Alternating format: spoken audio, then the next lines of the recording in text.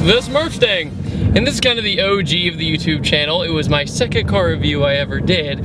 And not that this is another car review of it, this is just kind of an overview of how my owner experience has been of a 2013 Mustang with 70,575 miles on the odometer. First things first, I'm just gonna get this out of the way. If you wanna know what's done to the car, I have it in the description. It's a playlist. It'll say Smurf playlist, and that has everything I've ever done to the car, along with the video review of the part I put on the car. The last time the car was dynoed, it made 423 wheel horsepower. I've been to 6 different dynos and 6 different elevations, and every single time it's been between 415 and 423 horsepower. So it's pretty consistent, and it's still a lot of fun. It's reliable, it's naturally aspirated, so when you go across country for trips, you don't have to worry about retuning your car or changing the gas. When I do these long trips across the country, there's no more 93 octane, which I am tuned on.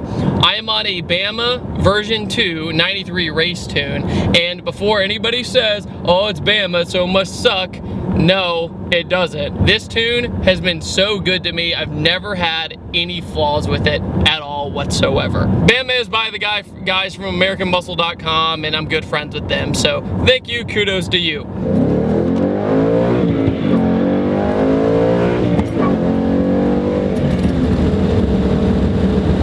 Easy peasy. So I'm gonna cut right to the chase.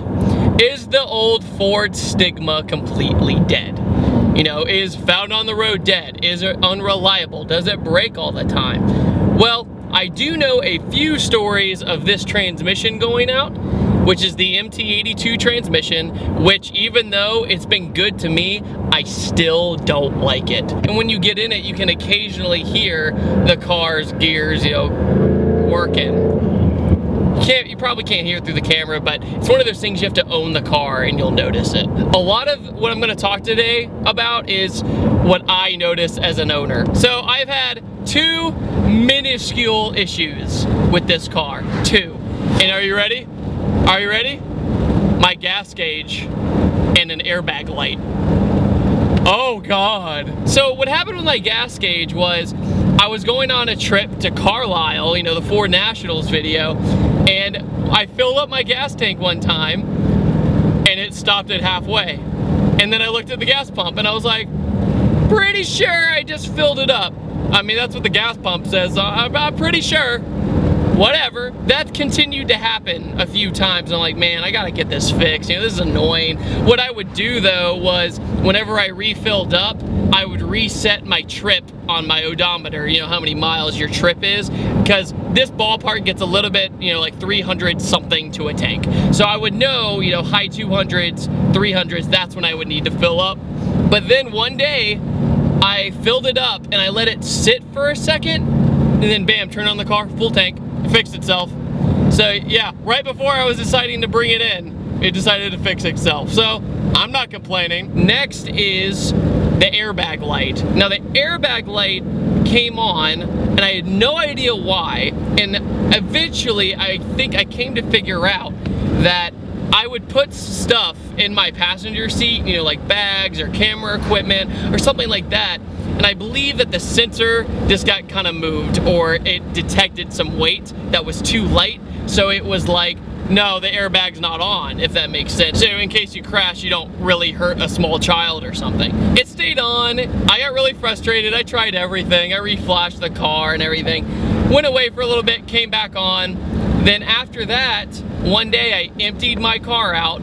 I went under my seat, got everything from out under the seat, took that out, fixed it. The rear end in this car are 373 rear end gears. So what that means is you have a pretty intense gear setup. So with that, you have pretty hard acceleration. It's perfect for naturally aspirated motors. A lot of people, when they go boost in a Coyote motor, they'll go a longer gear ratio so you can catch traction easier. They've been good to me, but if I'm cruising on the highway and I let off the gas just a little bit, it'll make a little bit of noise. You know, it'll make a little bit of that rear end kind of weird sound, but it's so vague that my friends can't even notice it. It's one of those, oh, you're paranoid because you own the car. And I'm like, yeah, so I guess so.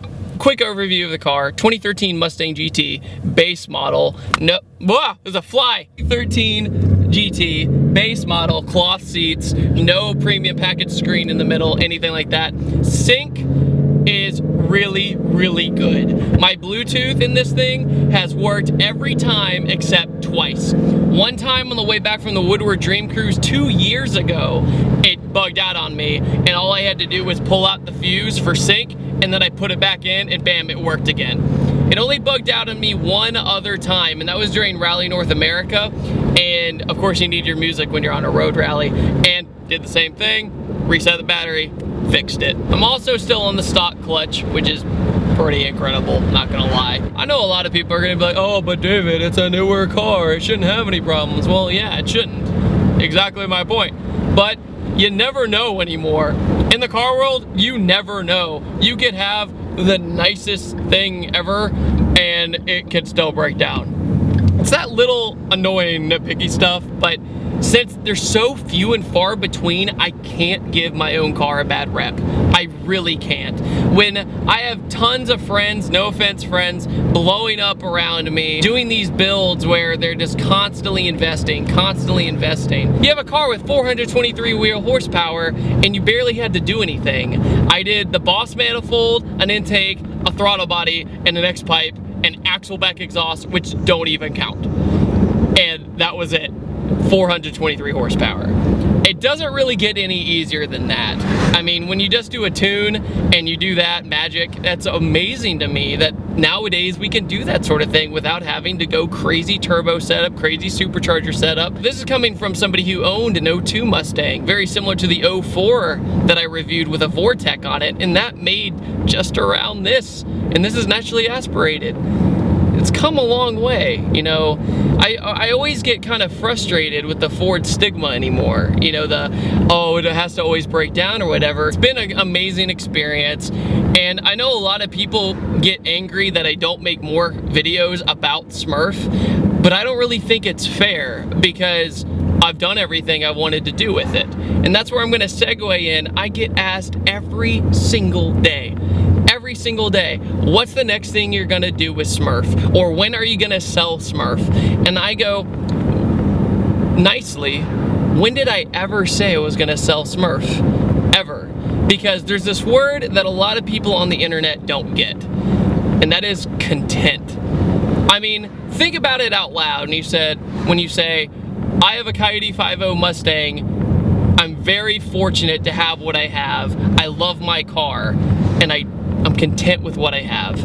It's not hard. I don't need to trade it in. I don't need to do anything. It's been a good car, and I bought this car with a ton of research. I test drove everything under the sun. Evos, STIs, BRZ, everything back in the day before I got this car. And this was the winner. And it's not because I had other Mustangs in the past. That's the thing. I wanted to try something new. But this car was so new in itself with the different motor and everything that I could not say no, bang for your buck. So I have a reliable car. It's fun. You can kick the tail out whatever you want. You can go pretty fast. It's quicker than a lot of things on the road. It does a 12.75 mile. I'm good, you know, like I don't need to go any bigger.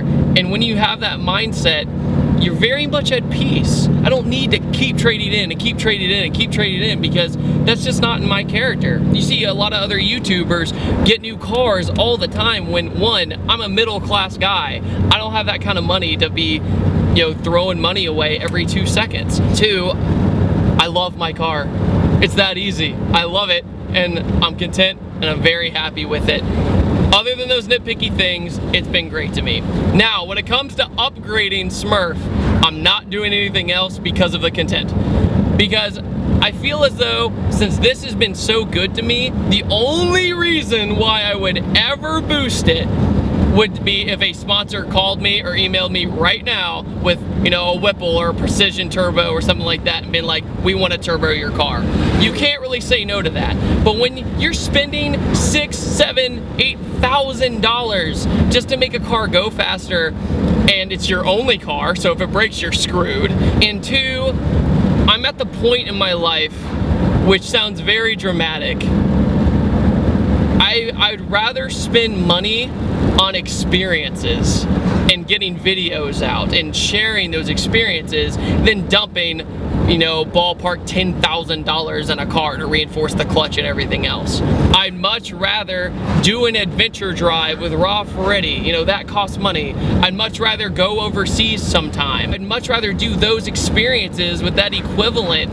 That sticks with you in your brain. But, you know, like I said, call me.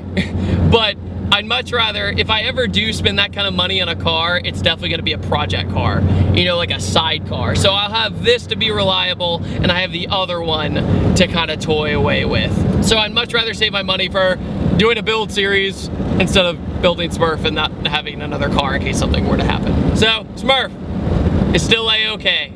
And I'm glad to say it's still A-okay. So in the comments below, I'm gonna ask you a question, but I'm gonna twist it around.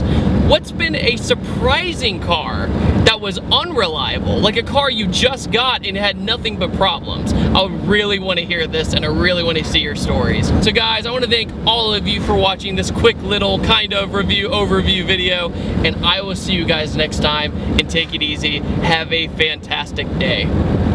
Kind of review vlog thing.